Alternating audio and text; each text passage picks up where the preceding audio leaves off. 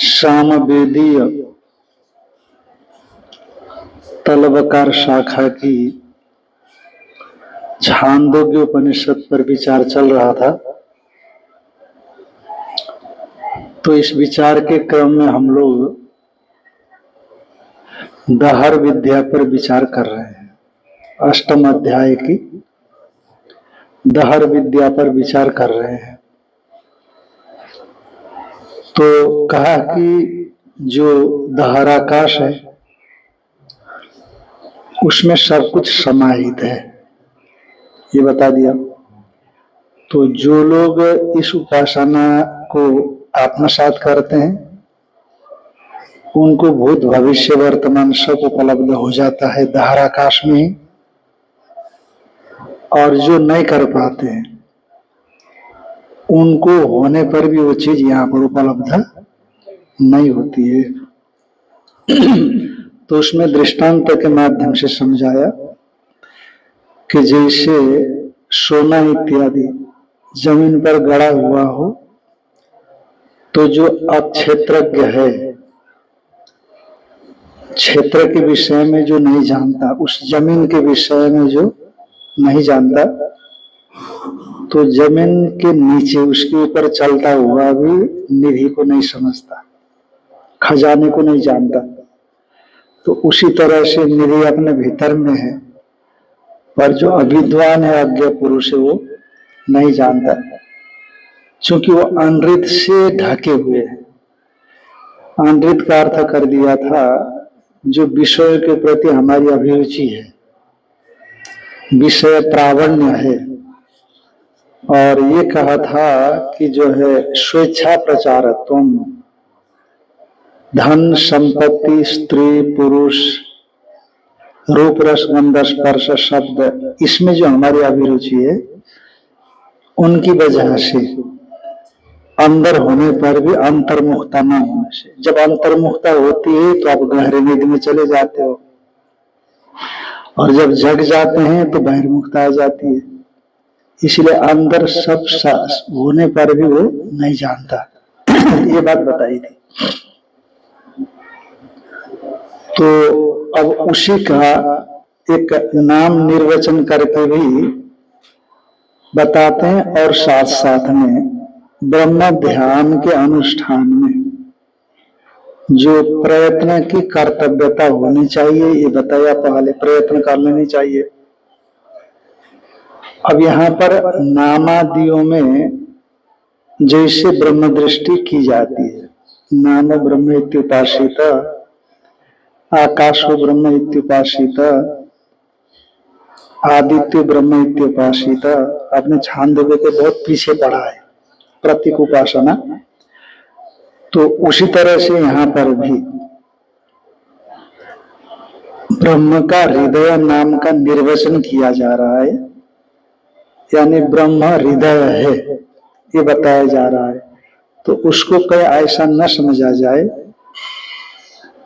कि जिस तरह से नाम में ब्रह्म दृष्टि का अध्यारोप उपासना के लिए की जाती है, उसी तरह से यहाँ पर भी हृदय में ब्रह्म दृष्टि के लिए कहा जा रहा हो, ऐसा न समझा जाए। तो उसको लेकर के यहाँ पर चर्चा की जा रही है। सवा एष आत्मा हृदि तस्य एतदेव निरुक्तम् हृदि अयम् इति तस्मात् हृदयम् अहरहर्वा एवं वित्त स्वर्गम लोकम एति।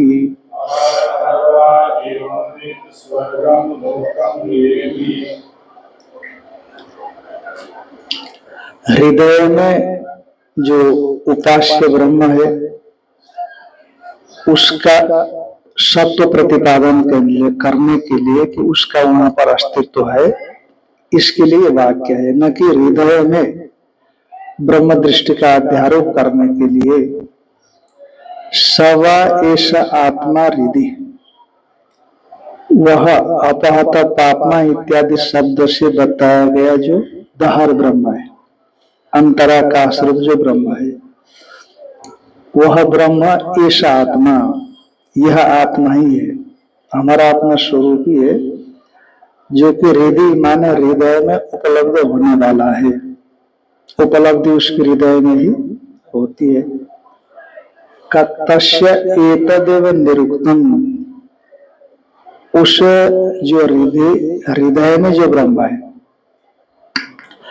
हृदय अयम इति हृदयम, ऐसा समझ लो। हृदय में जो उसको क्या बताया, हृदय, तो कहा तस्य एतदेव निरुक्तम, कहता उसका यह निरुक्त है, माने इसकी व्युत्पत्ति है। क्या व्युत्पत्ति है, हृदय अयम इति हृदयम, ये हृदय में है, इसीलिए इसको क्या बोला गया, हृदयम। हृदय अयम यानी हृदय में यह आत्मा विद्यमान रहता है, इसीलिए उसको हृदय ऐसा कहा। तस्माद हृदयम, इसीलिए उसको हृदय कहा दिया। हर हर व एवं वित स्वर्गम लोकम इति, अहर हर व एवं विद, इस प्रकार से आत्मा हृदय में उपलब्ध है ऐसा जो जानता है, ऐसा उपासक। एवं विद अहर हरवा माने प्रत्येक दिन, स्वर्गम लोकम एति माने हार्द ब्रह्म को उपलब्ध होता है। भगवान शंकराचार्य जी शंका करेंगे आगे कि एवं विद प्रतिदिन स्वर्ग लोक, स्वर्ग माने हार्द ब्रह्म, ऐसा समझना है आप। उपासना का प्रसंग है ना, कर्म का प्रसंग होता तो स्वर्ग पितृलोक होता, पर चूंकि उपासना का प्रसंग है और दहराकाश की चर्चा की जा रही है, तो इसलिए यह समझना चाहिए कि यहाँ पर स्वर्ग लोक का अर्थ हार्द ब्रह्म, दहराकाश। तो इस प्रकार से जो जानता है वो स्वर्गम लोकम इति, प्रतिदिन स्वर्ग लोक को जाता है। केवल जानने वाला ही स्वर्गलोक को जाता है, आप ऐसा कह रहे हो, तो जो अनेवंबित है ऐसा उपासक नहीं है, वो क्या प्रतिदिन हार्द ब्रह्म को प्राप्त नहीं होता? कहने एवंबित उपासक वो जानता है कि मैं हार्द ब्रह्म को उपलब्ध हो गया हूं, और जो अनेवंबित होगा, जो उपासक नहीं होगा और उपासना के उस तारतम्य को प्राप्त नहीं होगा, तो वो अज्ञात ब्रह्म में लीन होकर के चला आता है, उसको पता ही नहीं लगता कि मैं कहाँ गया था। तो इसलिए जाता तो वो भी है और जाता तो ये भी है। जैसे अज्ञानी व्यक्ति सत को उपलब्ध होता है और ज्ञानी भी सत को उपलब्ध होता है, पर जो ज्ञानी है ये समझता है कि मैं सत को उपलब्ध हूं, पर सभी तो सत नहीं है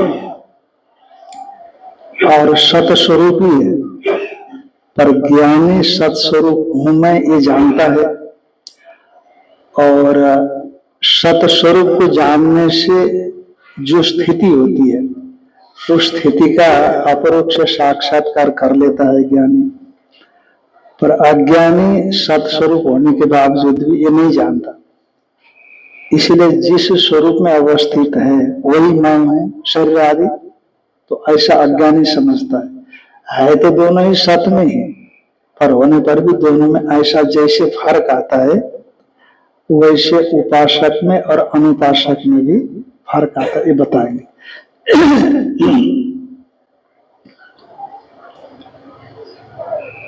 सवई प्रतीक है ये, सवई माने यह आत्मा अपहत पापमा इति प्रकृता, जो आत्मा, यह आत्मा अपहत पापमा बीजरो विमृत्युर विश्व को बीजीगत सत्य काम सत्य संकल्प आत्माराम आत्मानंद ऐसे कुछ बताया था। ये जो आत्मा है स शब्द से उसी को लेना है, स आत्मा अपहत पापमा, इस प्रकार से जिसका प्रकरण का आरंभ किया गया वही शब्द न तम स्मारयति, वही शब्द जो पूर्व में बातें हुई तो उसका वो क्या कर देता है, स्मरण कर लेता है। भूलना नहीं आप, इससे पीछे जो दहर ब्रह्म की चर्चा हुई, वही दहर ब्रह्म की चर्चा यहाँ भी की जा रही है, उसी की चर्चा यहाँ हो रही है। नहीं, कारण ब्रह्म लेना चाहिए इसको, दहर ब्रह्म। हाँ, कारण कार्य दोनों की होती है ना, समुच्चय की भी होती है, कारण ब्रह्म की भी होती है। उपकुशल विद्या में आपने पढ़ा है, तो कार्य कारण उभय समुच्चय से भी अहंग्रह उपासना होती है, और कार्य ब्रह्म की भी होती है ऐसा। और दहर ब्रह्म की ये विशेषता है कि चाहे कोई भी उपासना आप करिए, जाएगा हिरण्यगर्भ ही, क्योंकि हिरण्यगर्भ से ऊपर किसी लोक की हमारे यहाँ कल्पना नहीं है। पर हाँ, ये बात जरूर है कि किन्हीं किन्हीं उपासना, जैसे संभूति असंभूति में जो असंभूति उपासना है, यदि स्वतंत्र कोई असंभूति उपासना है, तो वैसे उपासना करने वाले प्रकृति लीन होता है। महाप्रलय दशा में प्रकृति में लीन रहेगा और उसमें दुख का अभाव रहेगा उसको। ये बातें मुझे लगता है ईशावास्योपनिषद के आरंभ में टीका टिप्पणी में बातें आई है ऐसा। और हाँ, नहीं, वो फिर आएगा वो। हाँ, निर्विशेष में नहीं जाएगा, कारण में लीन होगा, जिसको योगी लोग प्रकृति लय बोलते हैं। योगी लोग जिसको प्रकृति लय बोलते हैं, वहां जैसे सुषुप्ति में हम लीन रहते हैं, तो सुषुप्ति में कोई पुरुषार्थ नहीं होता। हाँ, ऐसे समझना, ऐसे समझ सकते हैं। मूर्छा तो नहीं है अवस्था, मूर्छा अवस्था में पता भले ही ना हो उसको, पर मूर्छित व्यक्ति को बाह्य चेहरा इत्यादि देखेंगे आप तो टेंशन में दिखता है चेहरे में लावण्य नहीं रहता मूर्छित व्यक्ति में, और एक टेंशन परेशानी चेहरे से झलकती है, तो ऐसा लगता है कि अंदर तक दिक्कत में है। और जो सुषुप्ति में होता है, कारण में जो लीन रहता है, उसके चेहरे में लावण्य रहती है, कांति रहती है, उसके अंदर में वो परेशान जैसा नहीं लगता सुषुप्ति में।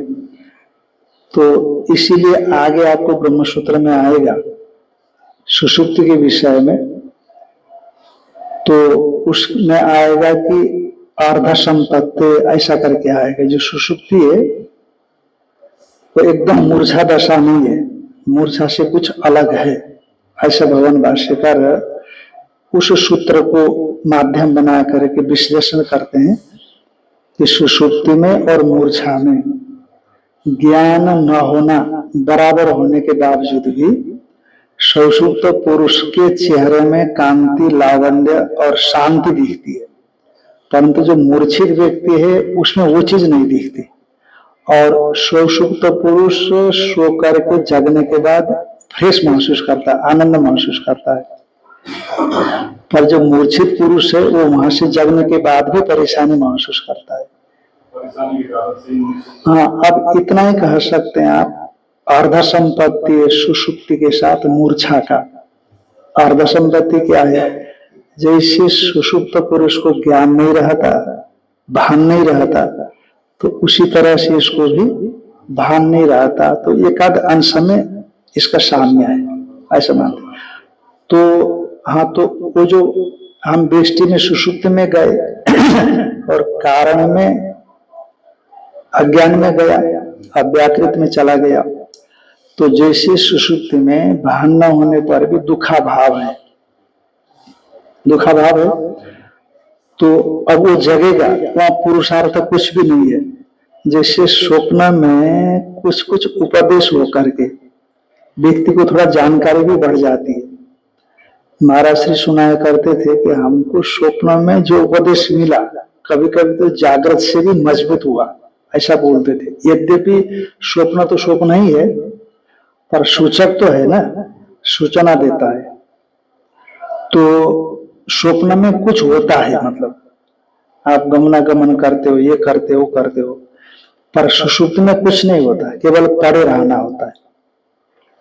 तो उसी तरह से हिरण्यगर्भ स्वप्नावस्था जैसा है, वहां आपको पुरुषार्थ हो सकता है, आप सत्संग सुनते हैं, तत्वबोध हो जाता है, परंतु कारण में जब तक कारण अवस्था हमारी उपासना के अनुकूल फलदायी होता है, तब तक हम पड़े रहेंगे, वहां कोई नया पुरुषार्थ नहीं होता। फिर वो यहाँ आकर कोई विशिष्ट पद को प्राप्त करता है, कोई वैशिष्ट रहेगा, फिर अपने उपासना में लगेगा। उपासना में लग करके अभी निष्कामता होगी उसके अंदर में, तो फिर तत्वबोध की ओर अग्रसर होगा, सकामता होगी तो हिरण्यगर्भ लोक को जाएगा। तो ऐसे दोनों उपासनाओं में भेद रहता है। ये दोनों ही कहलाए, मतलब कार्य कारण। हाँ, दोनों दोनों कहलाते हैं। आया ना, इस सवा उपनिषद में आया। जो चल रहा है प्रश्न, हाँ हाँ, ये पूछ रहे कारण का करेंगे तो निर्विशेष कारण में तो आना जाना है, फिर अगर कारण निर्विशेष कभी नहीं होता, कारण सविशेष ही होता है, क्योंकि कारण का मतलब क्या है? उपाधि है कि नहीं? कारण उपाधि है नहीं, पर इसको अब ऐसे तो सीधा हिरण्यगर्भ जैसा शब्द तो नहीं दिया, पर हिरण्यगर्भ, इसको हिरण्यगर्भ ही समझना चाहिए। इसीलिए क्योंकि जो दहरोपासक है वो हिरण्यगर्भ लोक के ही जाता है और वहां से मुक्त होता है। शुरू में आया था कि निर्विशेष का कह चुके हैं, अब मंद और मध्यम वालों के लिए करेंगे। हाँ, तो इसीलिए मंद के लिए कहा, मंद को चाहे मध्यम को, दो स्तर बनाया वहां पर। एक तो उत्तम स्तर वालों के लिए वो बता दिया, हाँ, भूमा विद्या, और छठे अध्याय का निर्विशेष ब्रह्म विद्या बताई वहां। और जो मंदम कहो या मध्य कहो, उसके लिए ये अष्टम अध्याय का दहर विद्या बता दी, उपासना रूप। और इसके आगे प्रजापति विद्या फिर उत्तम अधिकारी के लिए बताई जाएगी। और ये जो दहरोपासक है, इसका पुनरावर्तन नहीं होता। हाँ, वहां जाकर के फिर सत्संग के माध्यम से मुक्त हो जाता, क्रम मुक्ति का हेतु है विद्या।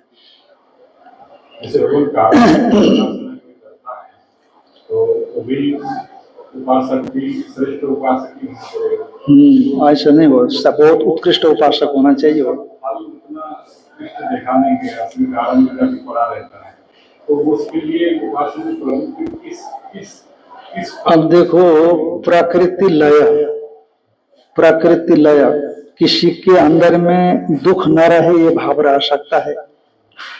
जैसे आप सुषुप्ति में जाते हैं तो कोई विशेष पुरुषार्थ नहीं होता,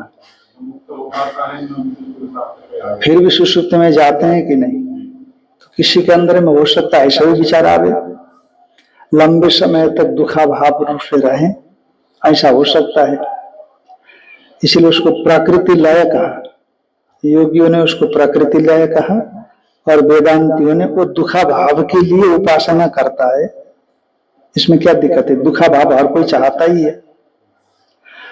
उसको हम ब्रह्म में जाएं या निर्विशेषता में जाएं, उतना रुचि नहीं हो सकती।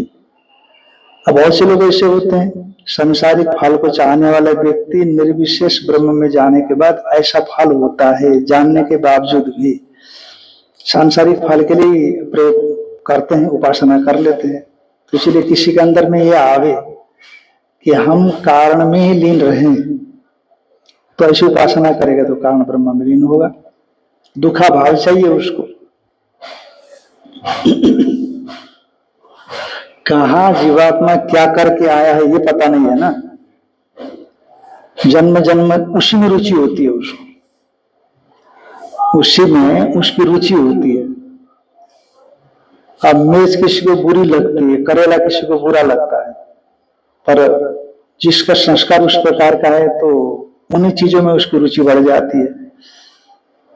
और कोई नादानुसंधान साधन लेकर के चलता है, नाद का अनुसंधान। एक स्वामी जी यहाँ आते थे परोर से हिमाचल से, तो उनका आश्रम वहां पर है, तो हम गए उधर। हिमाचल जाते तो फिर बुलाते थे। वो यहाँ एक कार्यक्रम में किए थे, वो थोड़ा पुराने लोगों को पता होगा। तो नादानुसंधान करते थे, वो जो नाद कान आता है ना भिन्न भिन्न प्रकार के, तो वहां मैं हिमाचल में गया तो उन्होंने अपने साधन कक्ष दिखाया, तो वहां उसी ढंग से वो चीजें बनाई गई थी साधन करने के लिए, ताकि बाहर का कोई भी आवाज ना आवे, अंदर बैठ करके साधना करें। तो उनकी परंपरा के जितने भी शिष्य मिलेंगे आपको, सब उसी प्रकार के मिलेंगे। पूजा आजा जप ध्यान करने वाले नहीं मिलेंगे, मतलब उस प्रकार का ध्यान करने वाले नहीं मिलते, और नाद संबंधी में ही ध्यान लगाने वाले मिलते हैं। बड़ा अजीब लगता है ना, आप चुपचाप बैठो, यहां से आवाज आवे और फिर और अंदर से आवाज आवे, तो फिर व्यक्ति उसी में एकाग्र होने की कोशिश करता है और उससे भी तत्वबोध होता है, अनाहत नाद तक पहुंचते हैं, ऐसा एक नादानुसंधान की मान्यता है। तो उसी में रुचि है किसी की दूसरे में रुचि है।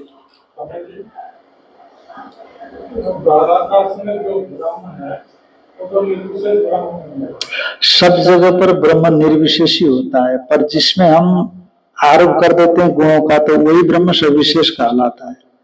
निर्विशेष ब्रह्म को जो जानता है वो मुक्त हो जाता है,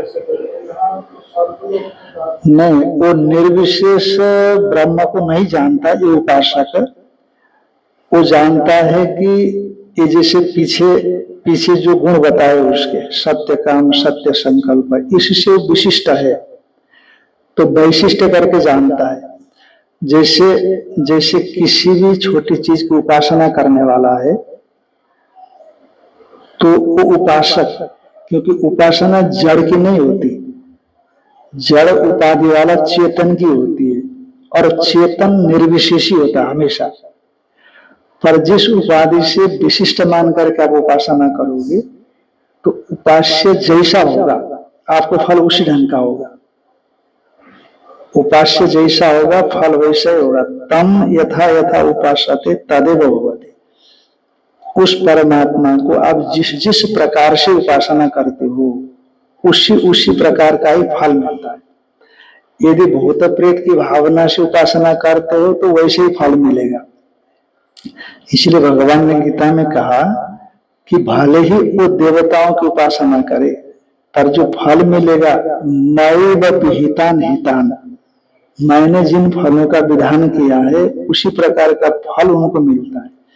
परंतु जो लोग समझदार है वह छोटे मोटे देवताओं की उपासना न करते हुए मेरी उपासना करते हैं। अच्छा, छोटे देवता और आप दोनों में फर्क है क्या? का फर्क तो नहीं है, परंतु हमारी दृष्टि में फर्क है। हमने एक सीमित देवता को अपना इष्ट माना, तो वो देवता निर्विशेष है, हमारे दिमाग में नहीं आता है, वो भी निर्विशेष है, वो सविशेष वो भी नहीं है, परंतु विशेषताओं से विशिष्ट हमने माना है उसको। हमारे बुद्धि में तो विशेषताएं है ना, इसीलिए विशेषी हो गया वो। अब आप भी तो निर्विशेष हो, आप सविशेष थोड़े ही हो। चींटी भी निर्विशेष है, पर चूंकि हमने उस निर्विशेषता का अनुभव नहीं किया, इसलिए जिसका अनुभव किया हम वैसे ही हो गए, है कि नहीं? अब माताओं ने शरीर को लेकर के मैं स्त्री हूं ऐसा अनुभव किया तो स्त्री कहलाई, आपने शरीर को लेकर के मैं पुरुष हूं ऐसा अनुभव किया तो आप पुरुष कहलाए। और जानवर अपने को जानवर शरीर को लेकर के अनुभव करता है, जो जैसा अनुभव करता है वो वैसे ही हो जाता है, तो होता नहीं वस्तुतः। यदि हो जाए तो फिर स्त्री पुरुष भाव से चेतन बाहर जाएगा ही नहीं, वस्तु तो नहीं हुआ, इसलिए तो अध्यास मानना पड़ता है ना।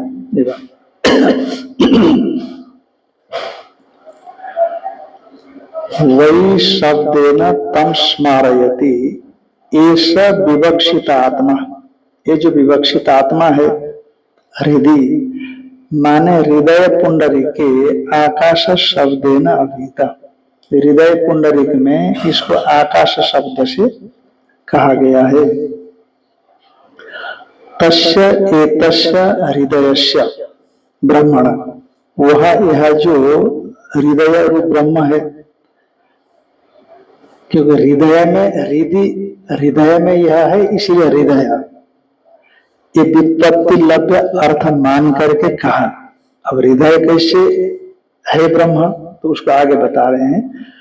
तस्य एतस्य हृदयस्य ब्रह्मण, ये जो हृदय रूप ब्रह्म है उसका, एतद एव निरुक्तम, माने ये उसकी व्युत्पत्ति है, ये उसका व्याकरण से सम्मत अर्थ निर्वचन करने का यह तरीका है। का क्या है? निर्वचनम, न अन्यत, दूसरा इसका कोई दूसरा निर्वचन करने का तरीका नहीं है। हृदय में यह है, ये जो निर्वचन करने का तरीका यह है। क्या है वह?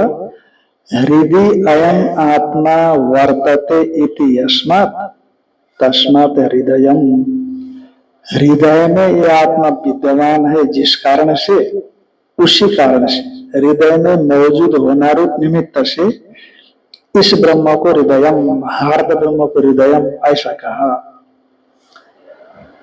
हृदय नाम निर्वचन प्रसिद्ध्यापि स्वहृदय स्वहृदये आत्मा इति अवगंतव्यम इत्यभिप्राय। यद्यपि यह वाक्य हृदय में उपासना स्थानत्व प्रतिपादन करने के लिए जैसा लगता है, हृदय अयम है ना, इसलिए हृदय में यह ब्रह्म है, तो इसीलिए हृदय में ब्रह्म की उपासना की जानी चाहिए, जैसे शालग्राम में विष्णु की उपासना की जाती है, मन में ब्रह्म की उपासना की जाती है। ऐसी शंका किसी को हो सकती है, तो फिर भी क्योंकि पीछे आ गया है तस्मिन् यदान्तस् तद अन्वेष्टव्यम तद्भाव विजिज्ञासितव्यम, तो हृदय में उसकी उपासना करनी चाहिए, ये चीजें वहीं कही गई है, पुनः या कहना पुनरुक्ति हो जाएगी।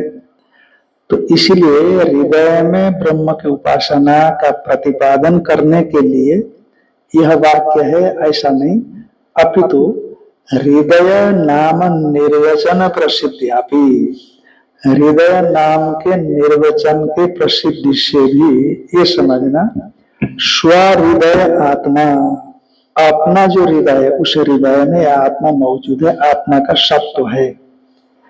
इति अवगंतव्यम, माने उसके सत्व प्रतिपादन करने के लिए ही ये कहा गया है।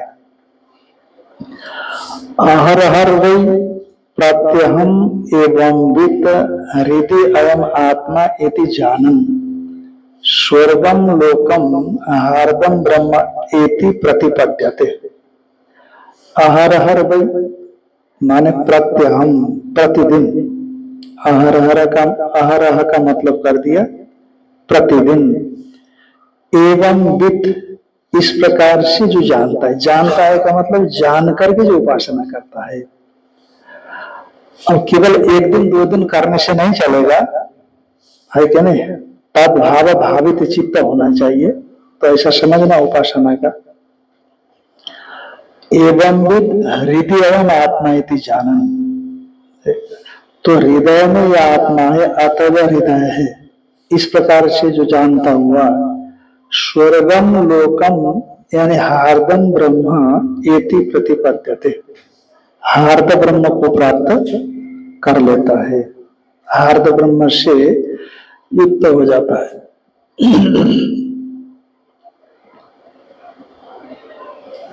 तो आपने कहा कि जो एवं वित्त है वो हार्द ब्रह्म को प्राप्त करता है, तो एवं वित्त प्राप्त करता है, ये जो आपने कहा, ये बातें पूर्व पक्ष को सहन नहीं हो पा रही है, क्योंकि जो अनेवम वित्त होता है वो भी तो हार्द ब्रह्म को प्राप्त करता है।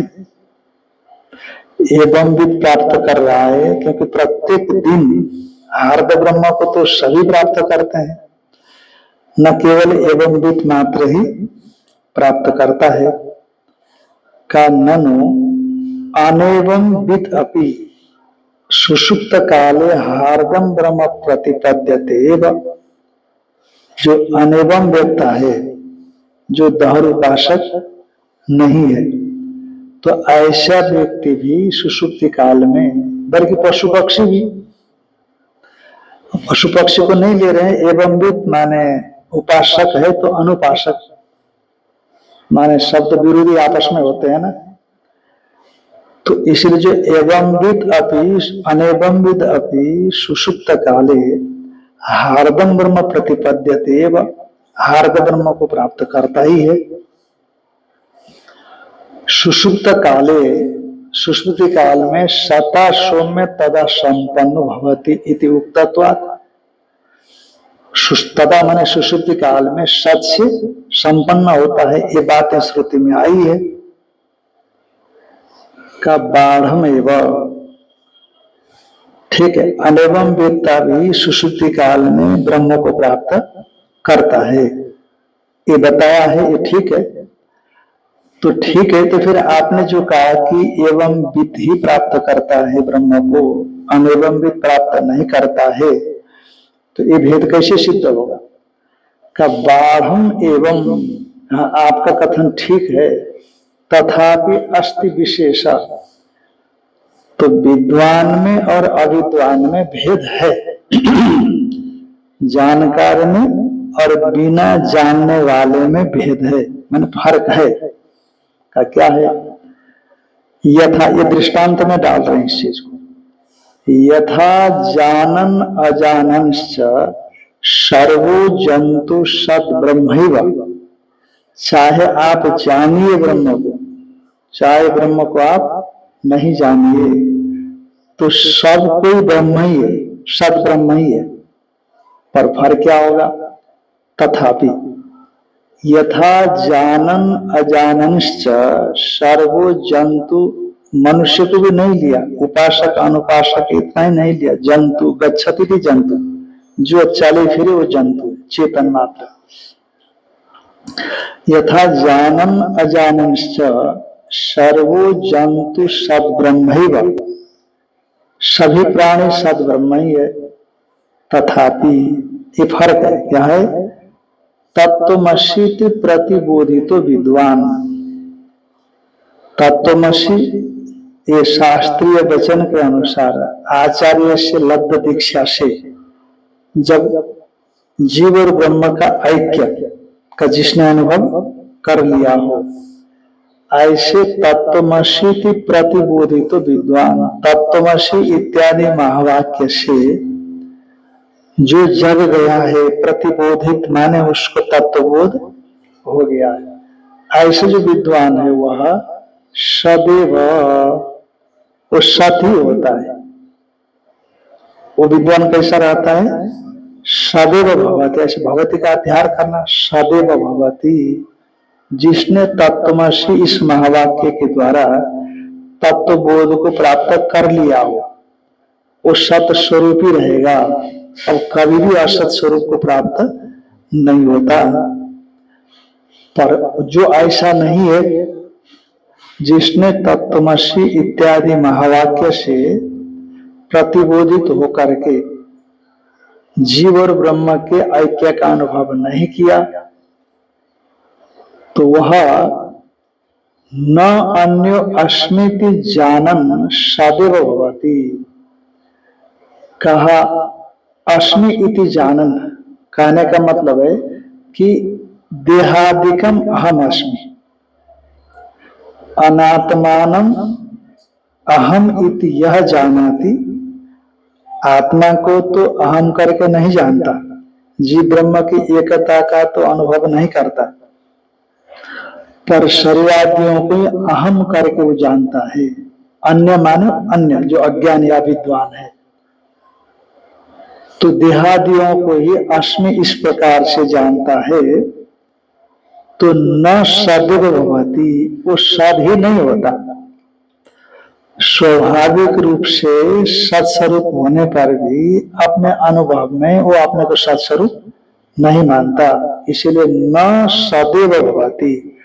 वह जो तत्वबोध जिसने उपलब्धि कर ली है तत्वमसि इत्यादि महावाक्य से, वह तो सभी हो जाता है, पर जिसने अपने स्वरूप में अवस्थिति प्राप्त नहीं की, बल्कि शरीरादियों में अहम बुद्धि करता है, वह व्यक्ति भिन्न विद्वान से अतिरिक्त वह न सदैव भवति। ये फर्क सत में दोनों जाते हैं सुषुप्ति में, पर जाने पर भी दोनों में फर्क रहेगा, ज्ञानी और अज्ञानी में जैसे। तो ये तो ज्ञानी और अज्ञानी की चर्चा हुई, निर्विशेषता में जो उपलब्ध है और जो अनुपलब्ध अज्ञानी है। तो हमें तो उपासना को लेकर के चर्चा हो रही थी कि जो हार्द ब्रह्म को जानता है तो एवं वित्त जो होता है वह हार्द ब्रह्म को प्राप्त करता है। तो मतलब जो हार्द ब्रह्म के उपासक नहीं है वो हार्द ब्रह्म को प्राप्त नहीं करता है, ऐसा अर्थ निकल रहा था। तो उसमें दृष्टांत से समझा दिया कि जो तत्वमस्यादि महावाक्य से प्रतिबोधित आत्मा को अहम करके जानता है वो सत ही रहता है, और जो नहीं जानता है वह सत ही नहीं रहता, माने असत भी होता है। तो ये बता दिया। तो दृष्टांत कोटि में उसको डाल दिया। अब दार्ष्टान्त तो जिसको बताना चाहते हैं वो कहते एवं एवं विद्वान अविद्वांश्च। देखो तत्व ज्ञानी को भी विद्वान कहते हैं और अज्ञानी को तो अविद्वान बोलते ही है, और उपासक को भी विद्वान कहते हैं, उपासक को भी। इसीलिए एवं विद्वान अविद्वांश्च माने जो उपासक अनुपासक सुषुप्ते यद्यपि सत संपद्यते, सुषुप्ति में यद्यपि सत संपन्न होता है, तथापि एवं विद एवं स्वर्गम लोकम एति उच्यते। फिर भी जो एवं वेदता है वही स्वर्गलोक हार्द ब्रह्म को प्राप्त करता है, ऐसा कहा जाता है जैसे पहले कहा गया। तो अदेहपाते भी विद्या फल से अवश्यम भावित्वात् इति ऐसा विशेष। अदेहपात होने पर जो हार्द ब्रह्म है तो वो क्रम मुक्ति को प्राप्त करेगा, विद्या फल की प्राप्ति करेगा। अभी विद्या फल की प्राप्ति भले ही न किया हो, पर देहपात से क्रम मुक्ति के माध्यम से वो ब्रह्म की प्राप्ति करेगा।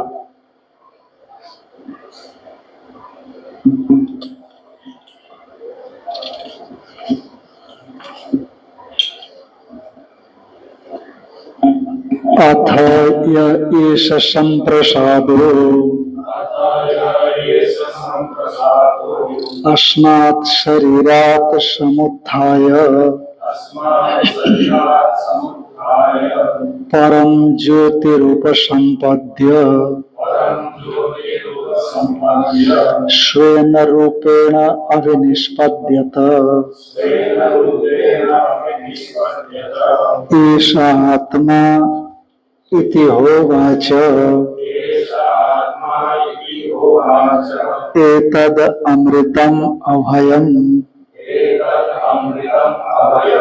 एतद् ब्रह्मेति तस्य हवा एतस्य ब्रह्मणो नाम सत्यमिति। अब ये जो हार्द ब्रह्म है उस हार्द ब्रह्म का नाम एक सत्य नाम है, ऐसा कह रहे हैं। यथार्थ है, अवितत है, अमिथ्या है, ये बता रहे हैं। अथ या एष संप्रसादो, अथ या एष संप्रसादो सम्यक प्रसिद्धति इति संप्रसाद। सम्यकतया प्रसन्न रहता है। जागृत स्वप्न में वैसी प्रसन्नता नहीं रहती है जैसी प्रसन्नता सुषुप्ति में रहती है। इसलिए सुषुप्ति काल में यह संप्रसाद कहलाता है। अथा या ऐसा संप्रसादो, जो सुषुप्ति पुरुष है ये संप्रसाद है। और जागृत स्वप्न में थोड़ा विषयों के साथ जुड़ा रहता है और विषयों की उपलब्धि से प्रसन्नता और विषयों के वियोग से दुख इत्यादि उसको सुख दुख चलता ही रहता है। पर सुषुप्तिक जो सुख है वो विषय संबद्ध नहीं होता, इसलिए उसमें एक रस रहता है। इसलिए कहा वह संप्रसाद कहलाता है, प्रसन्न रहता है, ये कहलाता है।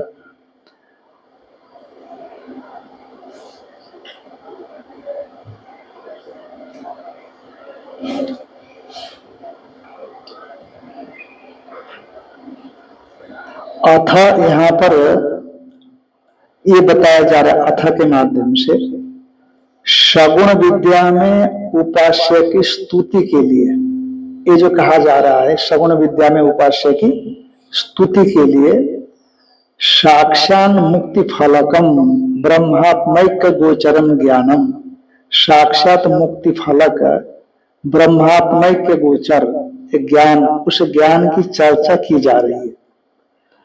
मानो किसके लिए? स्तुति करने के लिए, सगुण विद्या की स्तुति करने के लिए। अथ या एष संप्रसादो, और यह संप्रसाद माने जो विद्वान है, अस्मात् शरीरात् समुत्थाय, इस शरीर में जो तादात्म्य अभिमान है, उस तादात्म्य अभिमान का परित्याग करके, अस्मात् शरीरात् समुत्थाय का मतलब है शरीर में जो तादात्म्य अभिमान है, शरीर में आत्म भावना है, उस आत्म भावना का परित्याग करके परम ज्योति जो विज्ञप्ति स्वभाव है, ज्ञान स्वरूप है, उस ज्ञान स्वरूप को उपसंपद्य माने स्वात्मत्वेन साक्षात्कृत्य, आत्म रूप से उसका साक्षात्कार करके स्वयं रूपेण अभिनिष्पद्यते, अपने स्वरूप से अभिनिष्पन्न होता है। ऐसा आत्मा इति होवाच, आचार्य ने कहा कि देखो ये आत्म स्वरूप है। यानी कहने का मतलब सगुण विद्या के प्रसंग में निर्गुण विद्या की साक्षात मुक्ति फलक ये जो चर्चा की गई, उस सगुण विद्या की स्तुति करने के लिए ऐसा समझना, क्योंकि सर्वोत्कृष्ट है। जैसे यज्ञ के माध्यम से ज्ञान की स्तुति, ब्रह्मार्पणम ब्रह्म हविर इत्यादि किया गया है गीता में, क्योंकि यज्ञ लोक में स्तुत्यर्ह माना जाता है। संसार में जो यज्ञ है ना, अत्यंत, जैसे शास्त्र से प्रतिपादित जीव ब्रह्म की एकता का बोध कराने वाला ज्ञान, को ज्ञान सबसे पवित्र है। इससे पवित्र यज्ञ भी नहीं होता। नहीं ज्ञाने न सदृशम पवित्र मिह विद्यते, ऐसा है। परंतु लोक में और वेद में यज्ञ शब्द भी अत्यंत पवित्रता के साथ माना जाता है। इसीलिए गीता में ज्ञान को भी यज्ञ शब्द से स्तुति की गई है। जबकि स्तुति तो जिसको भी किया जाता है वह विशिष्ट होता है, तभी स्तुति की जाती है उसके माध्यम से। ज्ञान के सामने यज्ञ इतना महारहा नहीं है, पर फिर भी यज्ञ की लोक में ज्यादा प्रसिद्धि है। यज्ञ की लोक में ज्यादा प्रसिद्धि है, जैसे द्वैत उपासना की लोक में ज्यादा प्रसिद्धि है बजाय अद्वैत ज्ञान के। उसी तरह से यज्ञ की प्रसिद्धि ज्यादा है, ज्ञान की नहीं। इसलिए ज्ञान की स्तुति यज्ञ के रूप में की जाती है। तो उसी तरह से यहाँ पर भी जो निर्विशेष ब्रह्म की चर्चा की जा रही है उपासना के प्रसंग में, तो सगुण विद्या की स्तुति के लिए की गई है, ऐसा समझना। यहाँ थोड़ा सा शब्द नहीं दिया है, मुझे लगता भाष्यकार या टीकाकार ने, हमने कहीं से लिया है सगुण विद्यायाम उपास्य स्तुत्यर्थम। सगुण विद्या के प्रसंग में उपास्य की स्तुति के लिए साक्षान मुक्ति फलकम ब्रह्मात्मैक गोचरम ज्ञानम उच्यते। साक्षात मुक्ति फलक ब्रह्मात्मैक गोचर ज्ञान को यहाँ पर कहा जा रहा है स्तुति करने के लिए। इसलिए आपको शंका होगी कि उपासना के प्रसंग में अचानक ये निर्विशेषता का बोधक वाक्य कैसे आया, क्योंकि जहां तक मुझे ऐसा लगता है यही वाक्य आगे प्रजापति विद्या में जो निर्विशेष की चर्चा की जाएगी वहां यही वाक्य आएगा, वहां निर्विशेष परक है। इसलिए टीका टिप्पणीकार ने ये बातें कही। सुषुप्त काले स्वयं रूपेण अविनिष्पद्यते एष आत्मा इति होवाच। आचार्य ने कहा कि भाई यही आत्मा है, और यह आत्मा एतद अमृतम अभयम एतद ब्रह्म इति, यही अमृत है, यही अभय है, और यही क्या है, ब्रह्म है। इति तस्य वा एतस्य ब्रह्मणो नाम, और निर्विशेष नाम रूप से परे होता है, निर्विशेष नाम रूप से परे होता है, पर या तो नाम रखा जा रहा है, नाम की उपासना बताई जाएगी आगे, इसीलिए प्रसंग सविशेष का है, निर्विशेष का नहीं है। तस्य हवा एतस्य ब्रह्मणो नाम, उस इस ब्रह्म का नाम का क्या है, सत्यम, सत्य ये नाम है। यानी सत्य का मतलब अवितत। कहा ये इसको आप क्यों कहते हैं सत्य? सत्य कहने का क्या मतलब है? जब इतनी बड़ी चीजें आपने अभी कहा दी, अब इसको सत्य नाम दे रहे हैं आप, जब निर्विशेष की चर्चा तो किया, तो कहते हैं कि उपासना विधि की स्तुति करने के लिए। उपासना भाष्यकार भगवान बोलेंगे भी, हाँ देखो लास्ट में 4 नंबर जो भाष्य है उसका लास्ट में कहेंगे तद उपासना विधि स्तुत्यर्थम। भाष्य में संकेत किए बिना टीका टिप्पणीकार लिख ही नहीं पाते। भाष्यकार की ये विशेषता है कि ऐसा छोटा सा शब्द डाल देते हैं, टीका टिप्पणीकारों को उसका व्याख्यान करने के लिए बड़ा लंबा अवसर, मजबूत अवसर मिल जाता है। जबकि निर्विशेष का वाक्य है ये। अब एक सत्यम सत्य नाम आया, और निर्विशेष के प्रसंग में नाम रखने का क्या मतलब है? नाम तक प्रज्ञम न बहिष्प्रज्ञम, सबका तो निषेध करते हो ना आप, तो इसीलिए तत् उपासना विधि स्तुत्यर्थम, ये जो सत्य नाम दिया उपासना विधि की स्तुति करने के लिए, और साथ साथ में इस सत्य में जो नाम है, ये नाम में भी उपासना की जाएगी। सतियम, ये 3 शब्द है, तो सतियम में ती में इकार अनुबंध है, से व्याकरण में अनुबंध होकर के लोप होता है, तो यम, तो उसको बताएंगे आगे जाकर के।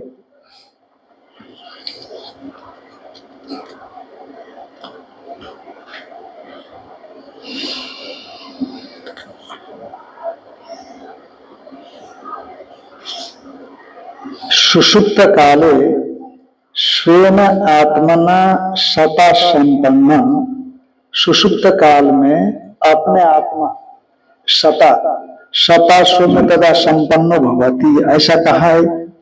सुषुप्त काल में स्वयं आत्मना सता, अपना स्वरूप जो आत्मा सत है उससे संपन्न संपन्न होता हुआ सम्यक प्रसिद्धति थी, वो सम्यक प्रसन्न रहता है। इति संप्रसाद, इसीलिए उसको संप्रसाद कहा। का सुषुप्ति काल में संप्रसाद जागृत स्वप्न में नहीं रहता। अरे जागृत स्वप्न, क्योंकि सुषुप्ति काल में सत संपन्न हो गया ना, तो जागृत स्वप्न में भी सत संपन्न होगा तो संप्रसाद नहीं रहेगा, वहां भी रह जाएगा। और सुषुप्ति काल में तो बताने की जरूरत ही नहीं है, क्योंकि सुषुप्ति काल में हर कोई संप्रसाद ही रहता है, चाहे राजा हो चाहे रंक हो सकता है राजा संप्रसाद को प्राप्त न हो, कदाचित न हो टेंशन की वजह से, पर जो सामान्य व्यक्ति हो तो संप्रसाद को प्राप्त करता ही करता है, राजा भी संप्रसाद को प्राप्त करता है। पर जागृत स्वप्न में क्या होगा? जागृत स्वप्न में विषय इंद्रियां तो मन, इनको लेकर के विषयाक्रांत होने की वजह से, विषय संबद्ध होने की वजह से और दुख इत्यादि भाव को प्राप्त करता है, तो संप्रसाद वो नहीं रह पाता, उस संप्रसाद स्वरूप छुप जाता है। जैसे हार्द ब्रह्म छुप जाता है, बताया कि नहीं, अनृतेन, अनृतेन ही प्रत्युढ़ा। तो उसी तरह से जागृत स्वप्न काल में संप्रसाद भाव वो अनभिव्यक्त रहता है, और जागृत स्वप्न से रहित सुषुप्ति में उसका संप्रसाद भाव, क्योंकि जागृत स्वप्न वहां रहते नहीं।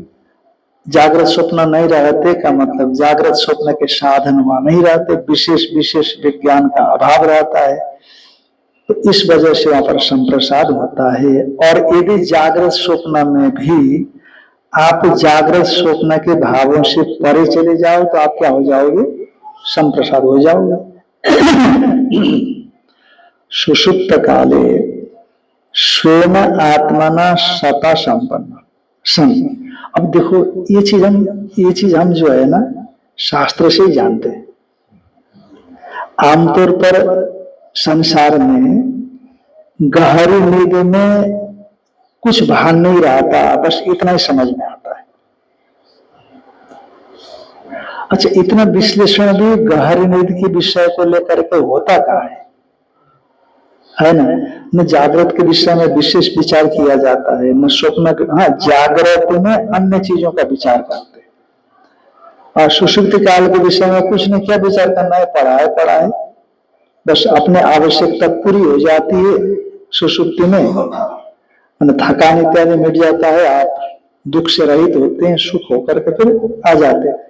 पर शास्त्र में सुषुप्ति काल के विषय में इतनी चर्चा की गई, और यहां तक कहा कि सुषुप्ति काल मुक्ति का दृष्टांत है। बताया कि नहीं बताया पीछे? मतलब बंधन का दृष्टांत है जागृत स्वप्न, बंधन का दृष्टांत है जागृत और स्वप्न। जैसे जागृत स्वप्न में आपको सुख दुख इत्यादि होते रहते हैं, वैसे बंधन दशा में होते। तो जैसे गहरी नींद में आपको दुखा भाव रहेगा और वेदांत के हिसाब से सुख रहेगा, तो दृष्टांत में बताया। उसी तरह से दारष्टांत में जो मुक्ति है, स्वरूपस्थ है, होना है, तो उसमें दुखा भाव और आनंद की उपलब्धि होती है। तो सुषुप्ति को मुक्ति का दृष्टांत बताया, माने सुषुप्ति की इतनी भारी महिमा है। एक स्वामी जी आए थे, परमानंद भारती जी, दक्षिण के, तो वो कह रहे थे कि देखो सुषुप्ति में सब एक रूपता को प्राप्त करते हैं।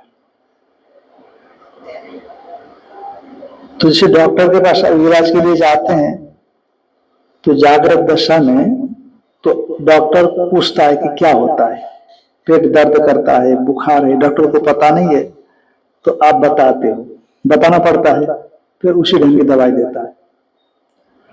फिर आप बार बार बहुत ज्यादा स्वप्न आते हैं सोते समय, तो डॉक्टर को जाकर के बोलते, डॉक्टर साहब गहरी नींद नहीं आती है, क्या होता है? स्वप्न आते हैं। तो डॉक्टर को पता नहीं कि आपके स्वप्न क्या होते हैं, तो डॉक्टर पूछता है कि कैसे स्वप्न आते हैं? का ऐसे स्वप्न आते हैं, आकाश में उड़ता हूँ, आग लगती है, आग में गिर जाता हूँ, पहाड़ से गिर जाता हूँ, तमाम पानी में बह जाता हूँ, बड़ा बाढ़ आ जाती है, बारिश हो जाती है, जंगल में शेर पीछे लगता है, तमाम बातें बोलेगा। क्योंकि आपके स्वप्न को और आपके जागृत को डॉक्टर नहीं जानता। तो डॉक्टर पूछता है कि गहरी नींद आती है कि नहीं आती है? तो जब पेशेंट बोलता है कि गहरी नींद आती है, तो कैसी गहरी नींद होती है आपकी, ऐसा नहीं पूछता, क्योंकि गहरी नींद कैसी होती है डॉक्टर को पता है। जैसे मेरी गहरी नींद है वैसे इसकी भी, जैसे मेरा स्वप्न है वैसे इसका स्वप्न, ऐसा थोड़ी होगा। जैसे मेरा जागृत है वैसे इसका जागृत है, ऐसा नहीं होगा, क्योंकि आपके जागृत के व्यवहार को डॉक्टर को पता नहीं, स्वप्नों को आप डॉक्टर को पता नहीं, पर आपकी गहरी नींद को और अपनी गहरी नींद को डॉक्टर जानता है। इसलिए गहरी नींद की विशेषता क्या बताओगे आप? महाराज नींद गहरी आती है, अब बताओ गहरी का विश्लेषण करो। अब क्या विश्लेषण करेंगे? उसका भी कोई विश्लेषण नहीं होता। शायद विश्लेषण इसलिए नहीं होता कि कोई स्वरूप ही है ना, आत्मा ही है वो, आत्मा में जाकर के लीन होता है, इसीलिए आत्मा का जैसे विश्लेषण नहीं होता उसी तरह से कभी कोई विश्लेषण नहीं होता। तो सुषुप्त काले स्वयं आत्मना सता संपन्न, इसको इतना ही रख लेते हैं। हरि ओम आप्यायन्तु ममांगानि